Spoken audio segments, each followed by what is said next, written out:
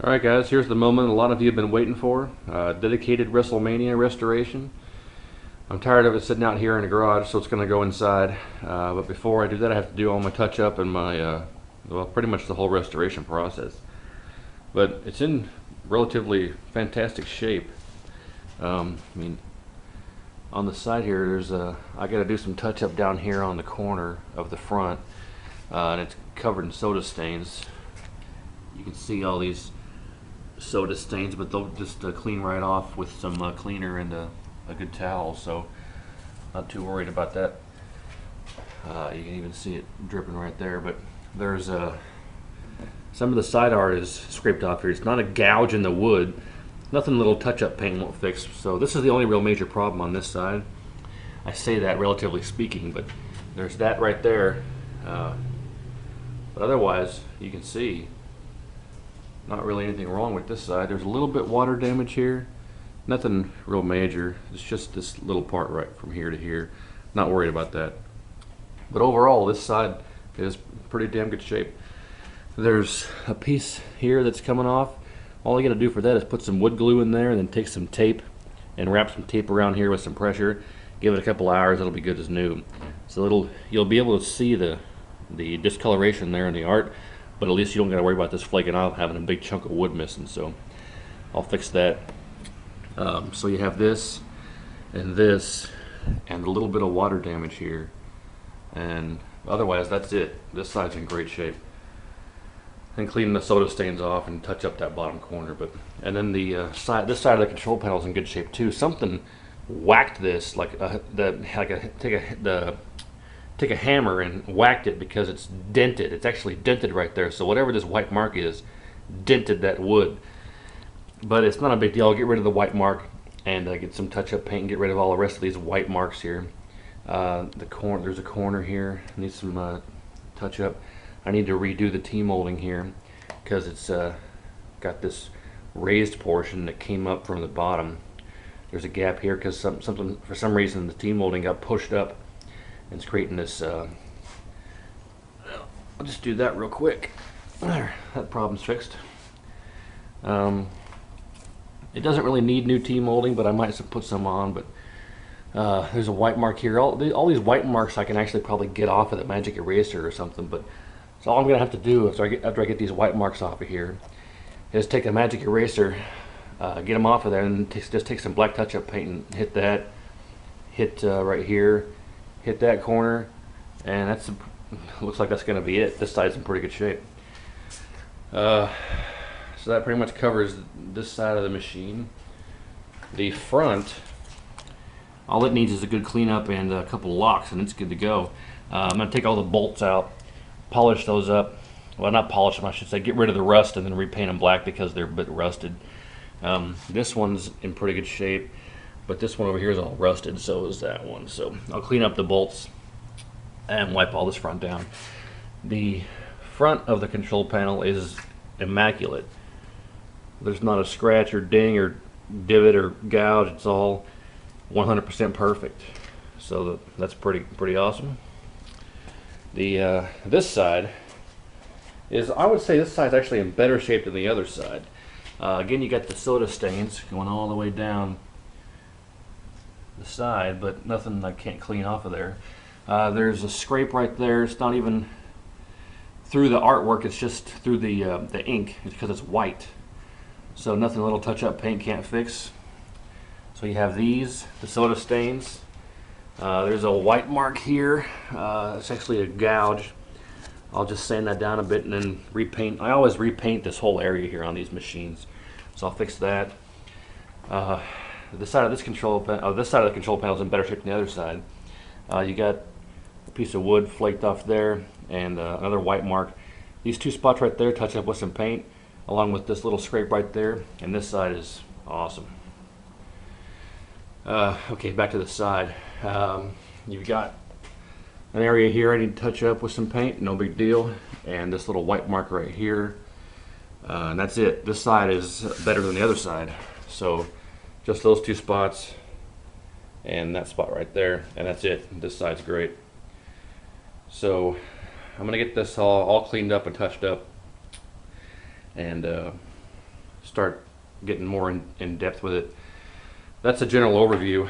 Now, the monitor bolts here are going to have to come out. When I take the monitor out, I'll get to why I'm taking that out in a minute. I'm going to take these bolts out and do the same type of treatment as I'm doing on the coin door, because you can see those are rusted beyond belief. So,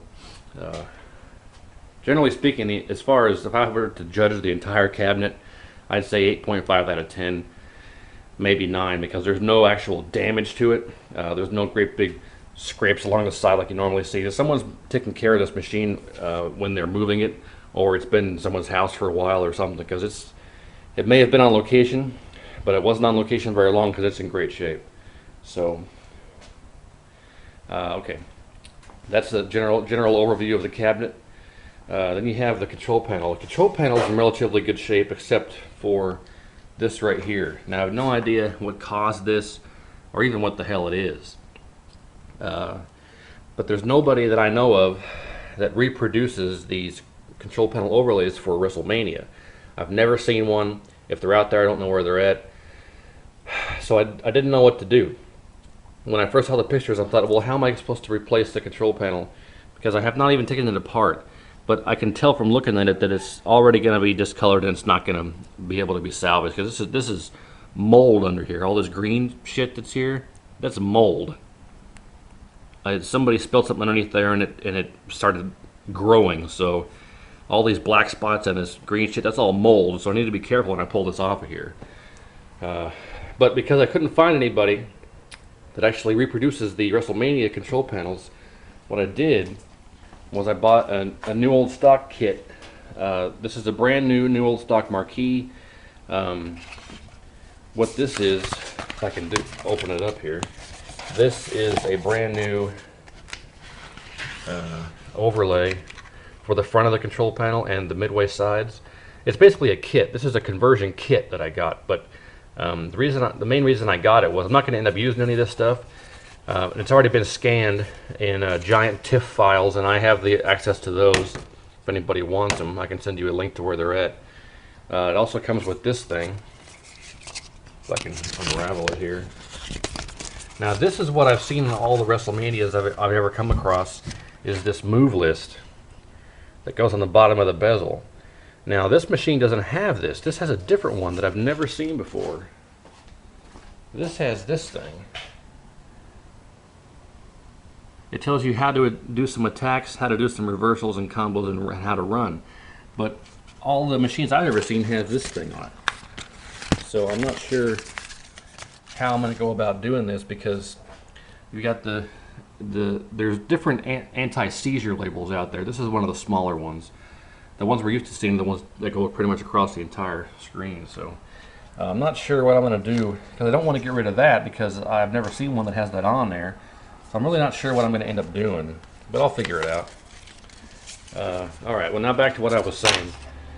I couldn't find anybody that sells a reproduction of CPO, so I bought this kit I was just talking about, and the kit comes with this generic CPO. It's the exact same thing. It's just missing the start, the Wrestlemania, and the logos here. So what I thought about doing was using this thing and just taking a razor knife or even a pair of scissors and just tracing and cutting out these. Cut all this shit out of here and then relay it on top of this thing and just make myself a dedicated CPO. And it's not going to be that difficult to do, except if this is a metal overlay, then I'm in trouble, because there's not going to be any way for me to cut them out of the metal overlay. So I don't know what to do with that. I haven't taken it apart. I did order some new buttons and joysticks, because this button is intermittent. This button doesn't work at all, and the wires are hooked up, and I take the two wires, touch them together, and it works. So it's a problem with the micro switch. All these buttons work, but I got new buttons, new joysticks. The only thing that's going to set me back from restoring this to 100% is trying to figure out what to do with the CPO. And who knows, maybe all this shit will wipe off when I get it apart. Who knows? But because it's just mold, it may appear to have discolored the CPO, but I'm not sure. So we'll see and wait until I get it apart to diagnose the condition of this. But the only thing left is the monitor.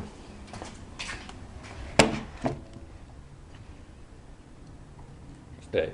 Okay. The monitor is in is not usable. It powers on and does work. It's the original Hanrex Polo, but it has no red, and it has 3 jail bars on the left side, and then about an inch over it has 3 more jail bars. So it's got 6 total jail bars on the left-hand side. Now, for those of you who don't know, jail bars are long vertical black lines. Normally a cap kit will get rid of those, but for some reason it did not on this, because I can look, I don't have the back off. You can look at the chassis and you can tell all the caps have been replaced. It even has a new flyback transformer. So all I got to do is look at the chassis. I can tell you that it's been worked on. So whatever is causing the jail bars, the cap kit did not fix, and somebody has done work on it, and it's got no red. I mean, you might be able to actually take the red transistor off the neck board, move it to the green, or move the blue to the green, and then take the red, put it in the blue, and mix and match. But I haven't tried that. If I do and it does get red, or red comes back and I lose blue or green, then I know it's just a transistor, but it's probably just a bad tube. So either way, it doesn't matter. This whole contraption is coming out of here because the monitor, I'm not going to reuse this monitor. I may fix it down the road, but I have 3 extra K7000s that all work great, so one of those are going to end up going in here.